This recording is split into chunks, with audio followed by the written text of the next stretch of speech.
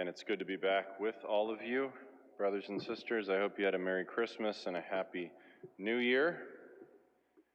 Unfortunately, now that I've been here a couple times at least, I can't start my homily anymore with my high priest joke. So hopefully by Lent, or at the very least Easter, I'll have some new material prepared.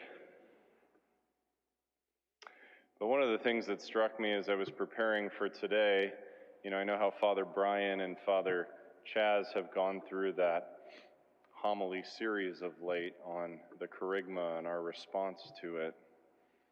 It was funny or interesting because I've helped out at a number of other places lately, and I've gotten the kind of prompt from a number of priests about how they were doing that too. So it was sort of one week, we just finished this step of it. The next week it was, we did that one here. So I've found myself steadily kind of keeping that series in mind as I've been preaching. And I thought in particular, with regard to today's readings, we couldn't really think of a better set of passages from the Scriptures if we're thinking about that final step in that process that they went through, that idea of responding to what God has done for us in Christ. We've got, of course, in this first reading from the book of Samuel, this famous encounter between him and the Lord, this famous response that he gives several times over. The Lord visits him, and what is his answer? "Here I am, Lord. Here I am. You called me.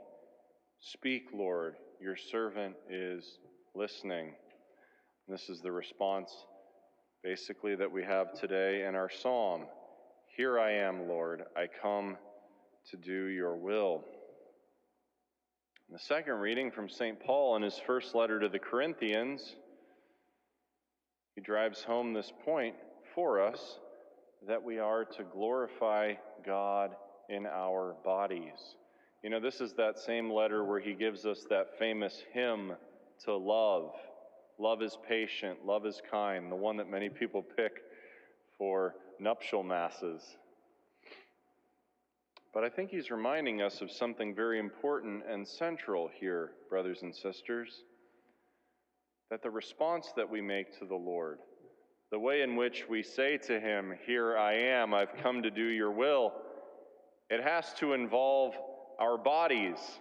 And maybe another way of thinking of that is to say that it has to involve all of who we are. It has to involve us whole and entire. Through your bodies, you're meant to glorify God, Paul says. Don't use them for immorality. Use them to glorify the Lord. And then, of course, in the gospel text, we have the two apostles who are called by the Lord. They hear John's preaching, and then they respond. It tells us they heard John, and then they followed Jesus. They heard the preaching, and they responded to it. But again, I think one of the things that's most compelling about the witness of the apostles, of the early followers of Christ, of perhaps to the martyrs to whom there was such a great cult, a great devotion in the early church, maybe as well with great saints like St. Teresa of Calcutta or Francis of Assisi. Part of what's so compelling about the witness of these great saints is that they really put Paul's advice to heed. They were willing to follow Christ and to glorify him, but also with their bodies, with their material possessions. They were willing, with faith, to relinquish what they had, even in the case of the martyrs, their very lives, for the sake of glorifying God and following Christ. And again, what a central point this is. There can be sometimes, especially nowadays, maybe in the kind of more evangelical climate that we have traditionally here in the States, there can sometimes be this tendency to think that having faith or following the Lord is mainly about a sort of mental commitment or a change in attitude. That's an important dimension of it, no doubt. But I think the church in her wisdom has always driven this point home about the need to follow Christ whole and entire. We've truly been incorporated into his body. We are members of his body, the church, by our baptism. We'll say in the creed in just a moment that we believe in and look forward to not just the regeneration of our souls, but the resurrection of our bodies. That's what we have hope in. I was able to give a few brief reflections over the last week to a community of sisters that I'm friends with down in Ohio, and was reflecting on some different points and found my way to some of Pope St. John Paul II's theology of the body, his famous Wednesday addresses. And he's hitting often in those on topics relating to love, especially marital love, and the way that they dovetail with the spiritual life. But one point he made in there that I thought was very keen and insightful is he was talking about piety, the gift of piety, being pious as a Christian. And he was speaking how for a married couple, that gets expressed in a principal way through how they handle their sexuality. The idea that their bodies, their bodily relationship, the fact that the two have become one flesh in Christ, that becomes a religious dimension of their lives, of their vocation, of their union in Christ. But again, we're called to glorify God with our bodies, not to give them over to immorality. I was thinking too, again, in light of all this, about the witness of the martyrs. And like I mentioned, in the early church, there was a great cult to the martyrs especially. One of the things we note back then, before Christianity was taken up as the religion of the empire, is that people often risked their lives, their livelihood, their well-being, if they decided, for instance, to get baptized. That could bring with it great persecution. That could bring with it ostracism. It could bring with it even death. Just that decision to follow Christ and to become baptized.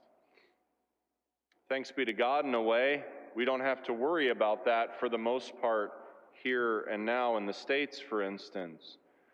But it is worth reminding ourselves that many of our brothers and sisters, who truly are our brothers and sisters in Christ, they still face these pressures and these concerns even nowadays. I was just noting over the last few weeks, it seemed like there was a story about every week or so out of parts of Africa, like Nigeria, for instance, where priests and bishops had been kidnapped recently. People face violence or persecution just for attending Christian marriages or funerals. Think of places like Pakistan, where people are denied work on account of the fact that they're Christians.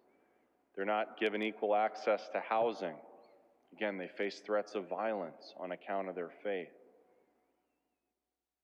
But I think calling to mind the example of those who are persecuted, our brothers and sisters who are, reminds us of this point that Paul is getting at. Our faith is meant to be this complete offering of ourselves.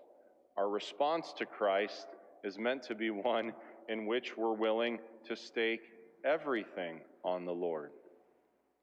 Even our reputation, even our livelihood, even our nest egg, everything is meant to be offered up to Christ with confidence and with faith. And in a particular way, brothers and sisters, as we come to worship the Lord each week, even every day, here at the altar, we have the opportunity to do that, to bring ourselves, to bring the material of our lives to the Lord with faith, and to offer them to Him generously with love, trust, and confidence.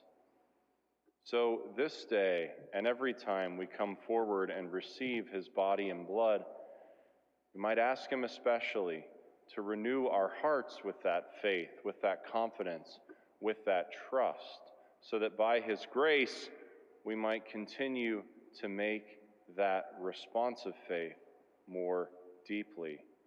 Here I am, Lord. Speak, your servant is listening.